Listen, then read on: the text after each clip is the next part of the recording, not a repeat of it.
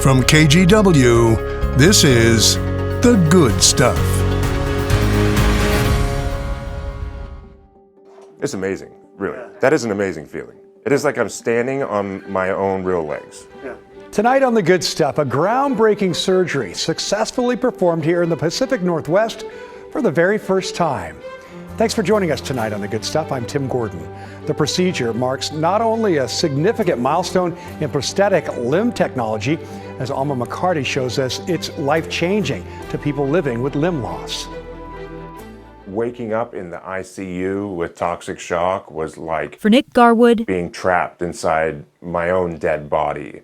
It was the longest, purest suffering that I've ever been through. removing that pain after a work-related injury came at a high price. I was in hospital for 5 months. The doctors saved my life, but the cost was my legs. Socket prostheses didn't feel or fit quite right. The first legs that I had weren't going to work because of a skin breakdown. It was just, there was no way that we were going to make those work. But a new technique for amputation patients called osseointegration You see two parts to it. would soon make a big difference. This special surface promotes bone healing on top of it. This highly polished part here is what comes out of the skin and has an attachment to your prosthesis through several adapters like this. Orthopedic surgeon Dr. Steve Wallace performed Nick's operation at Legacy Emmanuel Medical Center. These implants were basically scaled up from a dental implant many years ago. They've been in the U.S. for approximately 10 years or so, but becoming more and more popular. They're not fully FDA approved yet, but we get them approved on a provisional basis. And now at Summit Orthopedics, I wanted to change it up a bit. it's time to test it out. It's amazing, really. That is an amazing feeling. It is like I'm standing on my own real legs. Yeah, we call it osteoperception, so you get sensations back of, sensations that you would have had. All right, goodbye. For me, it's extremely powerful to see them move and stand and get part of their life back. With every step, I can feel the ground beneath me through my bone. Nick's getting a feel for his new legs. Look at you! Right? This is huge progress. Heck yeah! It feels so much more natural than the socket did. Yeah. Yeah, it really does. It feels, it's like I've got my real legs back. You ready? Yep. Just a few tweaks and adjustments. Cool. I'm excited. This is awesome. This is what I've been waiting for since this all happened. A surgery well worth it to Nick to feel like himself again. You look comfortable and you look confident. And that makes you really better. Yeah. Alma McCarty, KGW News. Wow, it's so cool to see. Well, since completing the first osseointegration surgery, Dr. Wallace has provided this opportunity to 2 more patients. He hopes the FDA will fully approve this approach in the next year or 2. And for more health stories and resources as well, visit kgw.com/healthier together. Well, up in Seattle, a teen is celebrating the completion of a new accessible sidewalk in the city. Natalie Swaby shows us how he got the attention of the city to make it happen. Charlie Howe's regular route is narrow. It's gonna be too tight right here. Yeah. And difficult to navigate. A video journal of his daily journey shows where the sidewalk ends. Hey, look, right there. Yeah. I can't even use my cane on it. It's an extra obstacle for someone already dealing with challenges. I can only see about 5%. His commute would bring him to the bus stop on Lake City Way. From there, he would walk along the uneven and unpaved path to Ryther's campus. It made it very difficult as somebody with a visual impairment. But Karen Brady, Ryther's executive director, says that routine got old. And Charlie finally decided that was enough, and he was going to try and solve that issue for himself and everyone else. He connected with Disability Rights Washington, an organization Cecilia Black is a part of. It's a huge problem, for all pedestrians and especially people with disabilities. She says nearly a quarter of Seattle's streets are impacted. There's 11,000 blocks that are missing sidewalks. Most often we have to use the street, and that is a really dangerous place to be. Year after year, the number of crashes involving pedestrians has increased. In 2023 in Seattle, there were more than 600 cases, 15 of them fatal. Fiercely determined, Charlie launched a campaign that caught City Hall's attention. It says a lot about the difference one person can make. Now at Ryther, a new sidewalk provides a more accessible path. I feel like proud and appreciated. It's going to make it so much safer. He should feel good. Well, this year's James Beard Award finalists are out, with several Oregon restaurants and chefs making the cut. The local finalists include Portland's Jinju for Outstanding Bakery and Longbon for Outstanding Restaurant. Sarah Minnick of Lovely's 50/50 is a finalist for Outstanding Chef. And regional finalists include Gregory Gourdet, the man behind Khan, who we've had here in the studio for our Sunrise show. And Hayward in McMinnville is up for Best New Restaurant. To be able to go through that process and be recognized in a national category for something that we've been doing in, this collective warehouse that my friends own and operate, and that we got to do this together, and it's pretty incredible. Yeah. That was the chef and owner of Hayward in McMinnville. The James Beard winners will be announced later this month. Well, from edible art to wearable art, right now at the Portland Art Museum, you can take a glimpse at the future of footwear. The Future Now exhibit features dozens of unique and futuristic shoe designs. Check them out. Wow, those are something else. You can see sneakers made by fashion icon Rick Owens or gaming company PlayStation. Others are 3D printed or made from, get this, mushroom leather. There is such a thing. The museum says it's both an exploration of what shoes will look like in the future, while also serving as a love letter to today's artists and designers. What I love is how these different artists, really shoe artists, are taking the possibilities of shoe design and pushing into the future of what we can see. Well, this exhibit is a partnership with Canada's Bata Shoe Museum. It runs through August 11th, and it is included in general admission. Well, the Portland Art Museum is also getting a facelift. A $111 million renovation project will add nearly 100,000 square feet of space to the museum on the South Park blocks. It's for a pavilion that will serve as a new front entrance into the museum. There will also be new and upgraded gallery spaces and public areas. Check out the renderings, pretty cool. The project is expected to finish up late next year. Well, stay with us, because after the break, we take you back in the past to learn what ancient Chinese cultures thought of eclipses. Plus a peek behind the curtain at how those special eclipse glasses are actually made. We'll be right back.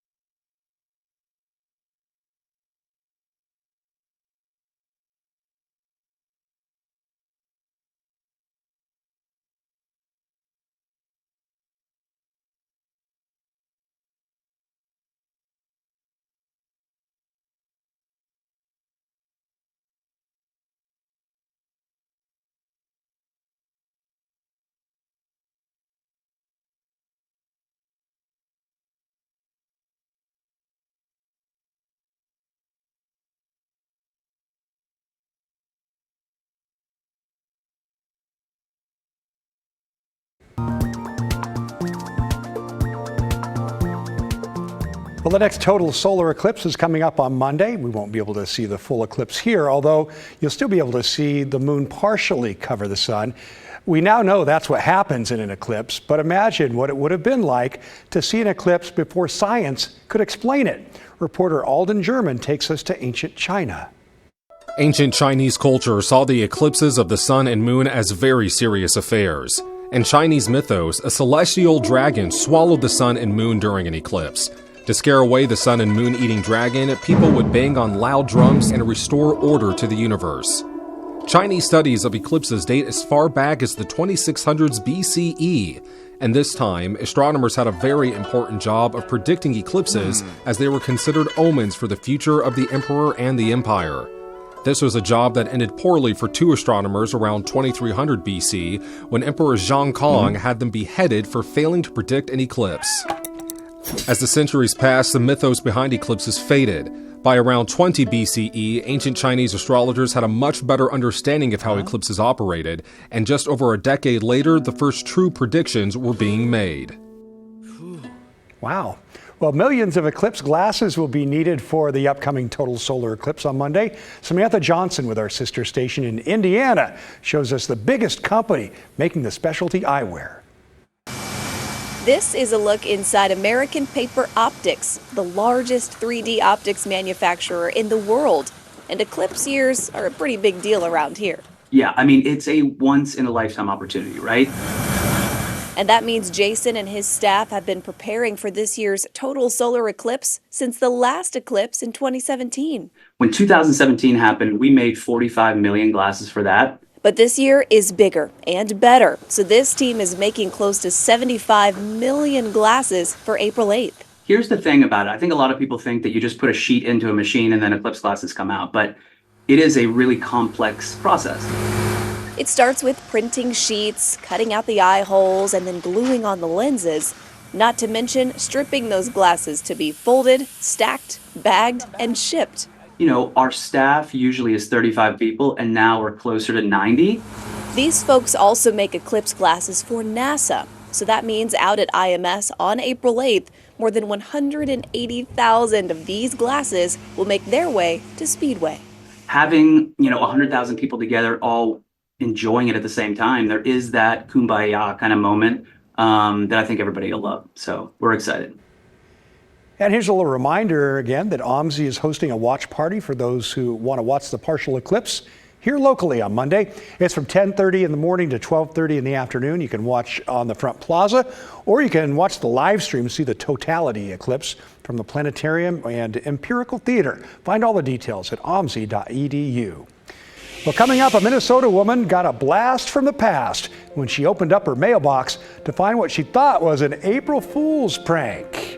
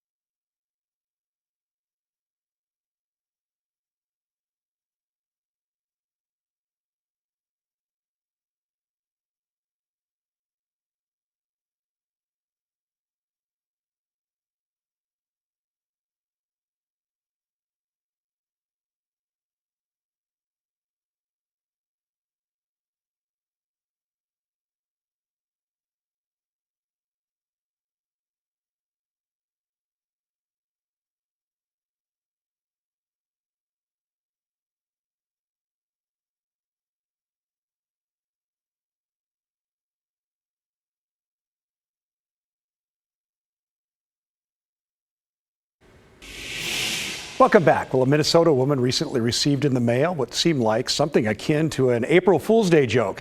It was a card that she sent more than 2 decades ago, marked Return to Sender. But as Boyd Hupert finds out that this is not a joke, rather a mysterious case of lost and found.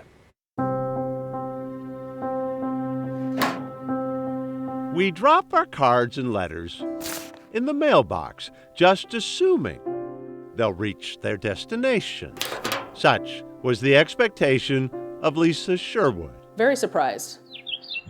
When she went to her mailbox and found this. This is the Christmas card that I sent to my friend back in 2002. Returned to sender, the card Lisa had sent to her friend from high school. Lisa's the one that's laying sideways, and I'm right behind her. Tracy Loughlin has saved many of the family picture cards over the years she received from Lisa. But you're missing one. Yes, missing that one from 2002.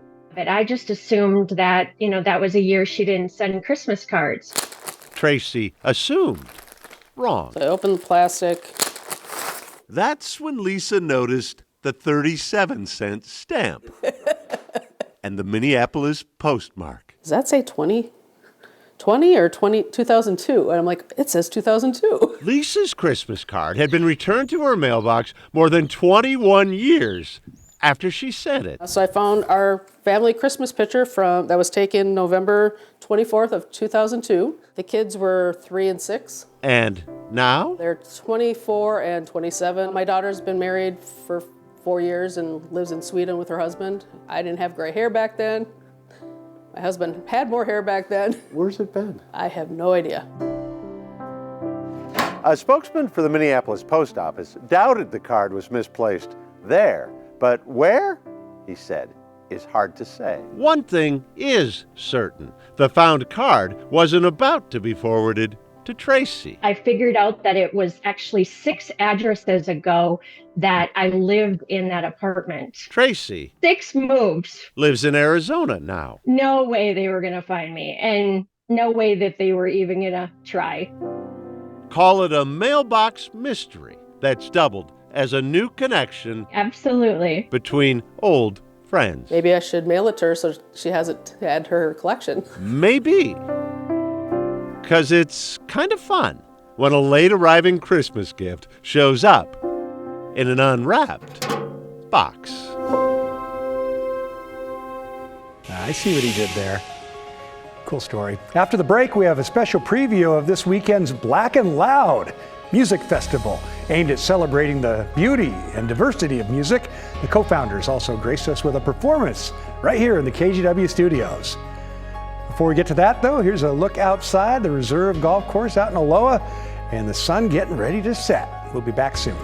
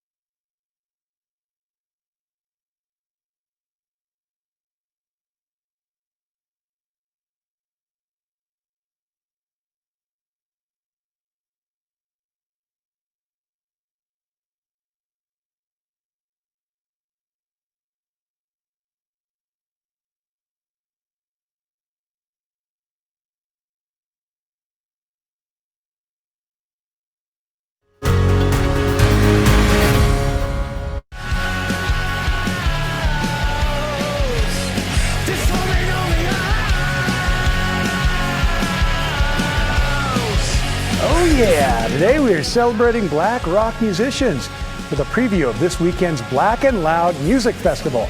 This is the first year the Seattle-based festival is making its way to Portland. Christine Petewanich introduces us to the co-founders of the event. Hey, this morning we're talking about the Black and Loud Music Festival. In studio with me, we've got Cameron Lavie-Jones, frontman of the King Youngbloods. Yeah, and then Anthony Briscoe, frontman of Down North, both co-founders of this festival. Thanks so much for getting here, getting everything set up for us. Yeah, thank you for having us. Yeah, super exciting. And Anthony, we'll get to you in just a moment. But Cameron, first I want to ask you about this festival. For people who are unfamiliar with it, can you give us a little bit of an idea of what it is? Absolutely. Black and Loud Fest, simply put, is a celebration of black-fronted bands that everybody is invited to.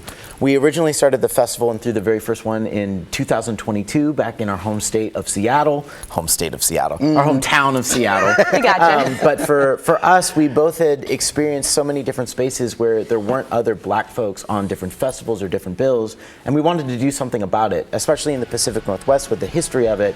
Folks that look like us making alternative music haven't always been given the proper spotlight or spaces to be able to do so. And we wanted to show that Black and Loud Fest is not just the chance to show people that those misconceptions about what black music is not only wrong, but also invite them to discover the beauty and the diversity that is music. Anthony, I know, we've been talking about these opportunities for black performers. What can people expect to hear? I mean, I know you're the frontman of Down North. What's the vibe? Oh, you're gonna get from punk to reggae. We always got some like a good hip hop cipher that's going on that's mixed with jazz. Yeah. I mean, you got a very diverse, thing of music that's just gonna be happening. It's gonna be a great night. It's 3 stages. I mean, we're taking over the whole building. Yeah, it's going to be out of sight. Wow, all going on at the same time. That is so cool. Okay, Anthony, I want to get a sense for Down North. I want to hear you do your thing. Okay, let's see it then. Okay, right. Anthony Briscoe of Down North. Guys, hit it. 1, 2, 3.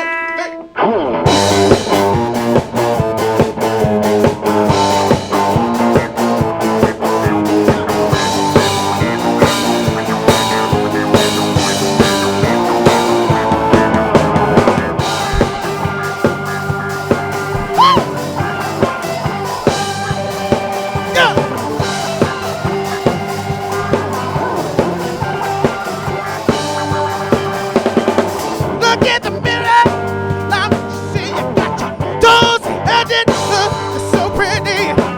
Start your stuff, come on and leave. Don't want to stay here.